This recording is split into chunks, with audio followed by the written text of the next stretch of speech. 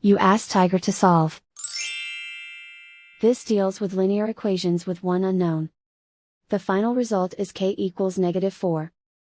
Let's solve it step by step. Group all m terms on the left side of the equation. Subtract 4k from both sides. Group like terms. Simplify the arithmetic. Group like terms. Simplify the arithmetic. Group all constants on the right side of the equation. Subtract 2 from both sides. Simplify the arithmetic.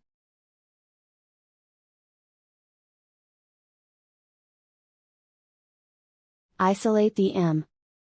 Divide both sides by 3. Simplify the fraction. Find the greatest common factor of the numerator and denominator.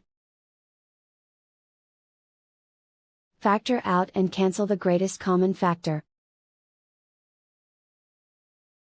And so the final result is k equals -4.